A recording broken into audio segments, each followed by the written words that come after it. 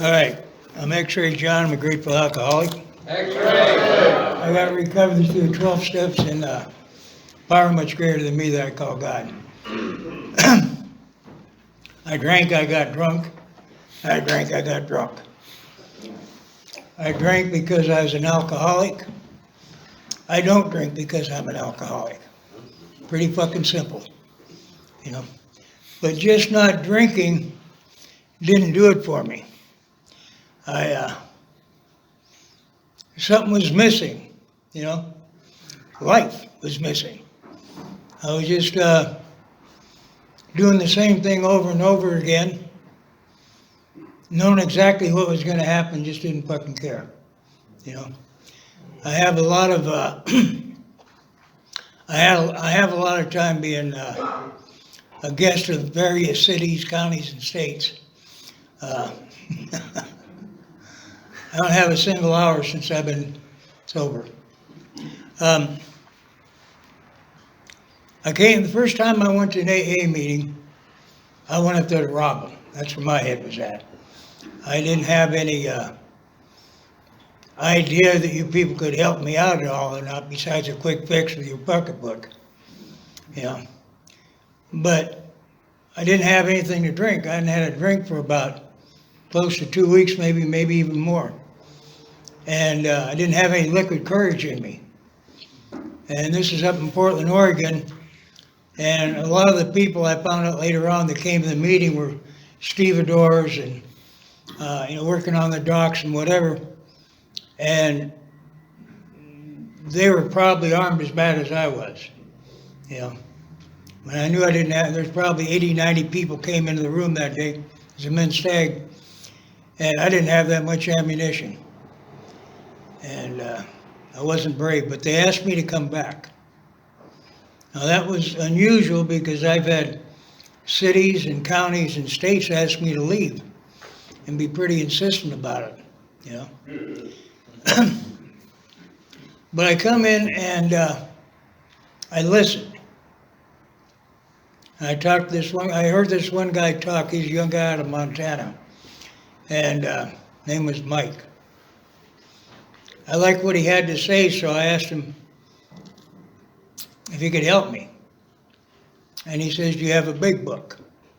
I said, "No." He said, "I'll buy you a big book."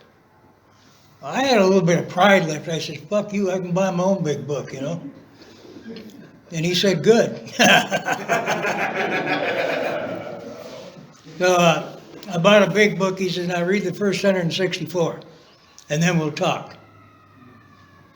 So I scan read it that night. I see him at the meeting the next day. I said, "I read it." He says, "Good, after the meeting, follow me home. I'll introduce you to my wife." So I did.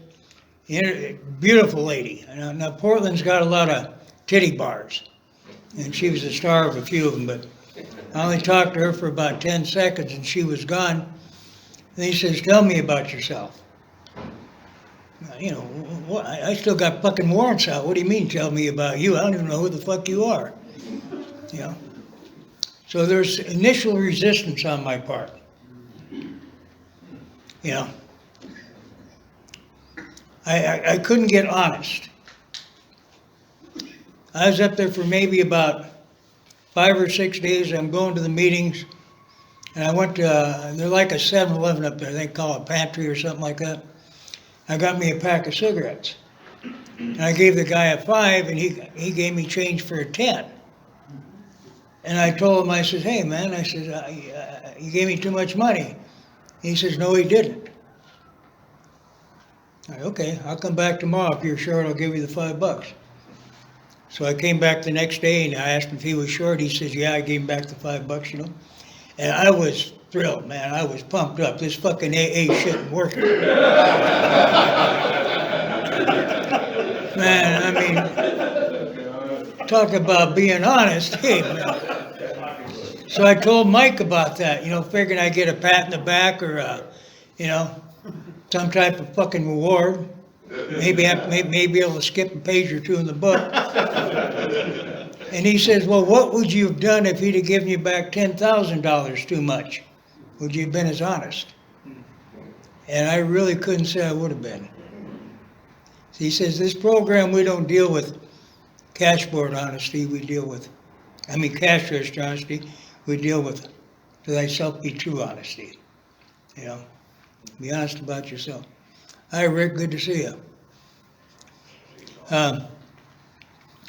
Anyway, I got into the program. I don't do a drunk a lot because I figure you all know how to drink. You know, what I'm going to try to do is help you stay sober. Okay? And I like to go through the steps. You know, step one, we admit we were powerless and over alcohol. Now, I didn't have any trouble quitting drinking before I came in here. I mean, some days I quit 3 or 4 times, you know. I didn't know how to stay quit. That was my problem. I didn't have a desire to stay quit. Even though my life was manageable, I didn't fucking realize it because it was the only life I'd ever lived, you know. But I knew that it wasn't right. It wasn't working. Now come to step 2, came to believe in a power greater than me. I believed in God, but, you know, in fact, I always call him by his full name. God damn it.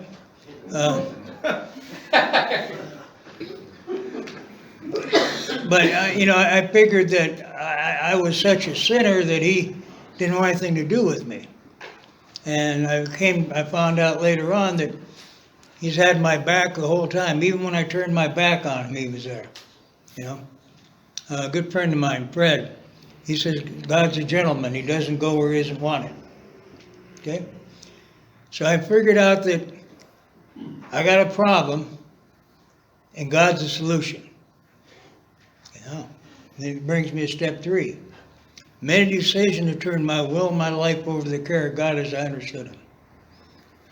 That's pretty easy, man. I make a decision. That ain't shit.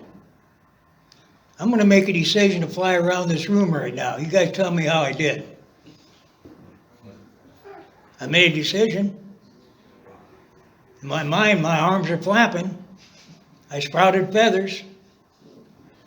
Ain't shit. You got 3 bullfrogs sitting on a log, and the biggest, baddest, and meanest of them decides to jump in the water. How many bullfrogs are left? 3. Just because he made a decision doesn't mean he did anything. You know?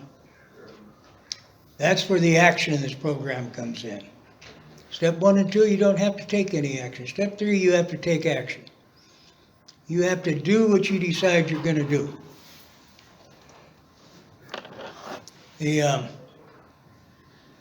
And in step 3, I found where I got comfortable with me, because I realized I could trust God. You know, I mean, every time I got in a scrap and I say, God, get me out of this one, he never did nothing. I promise I won't do it again, God. Have a rap sheet 20 feet long, you know, but that don't mean nothing. Then we have to do this. We have to get honest. We have to make an inventory. That's step 4. Made a fearless and thorough moral inventory. Now, you notice it says moral inventory. It doesn't say immoral inventory. We make a moral. We try to see what's good with us. You know, are you kind? Are you supportive? Are you honest? Are you a thief? You know? So now we got that information. And then we write it down. This is the first time we grab pen and paper. And we write down that moral inventory. There's several ways to do it. I like to have people draw a line down the center of a paper. On the left side, you write assets. On the other side, you write shortcomings. Shortcomings and bullshit. And I'll get into that later on. But, and if you're honest, I've found that you'll have more good things about you than bad things. If you want to be honest, you write your moral inventory down. you know. I see, I look at things simplistically. Last time I was in prison, I was diagnosed as a homicidal psychopath by a shrink. I think he was wrong, you know. I think he was wrong. But the thing was, I had no conscience. It didn't matter to me. It didn't matter, you know. My idea of feeling good was to make those around me feel worse than I did. That was my pattern. I came in here and I did those first 3 steps. And the 4th step, when I realized that I was getting a conscience, you know, I could see where I had harmed others.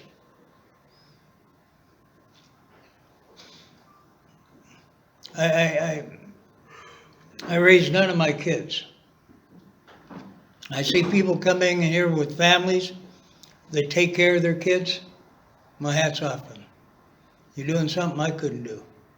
You know. I don't think I regret that,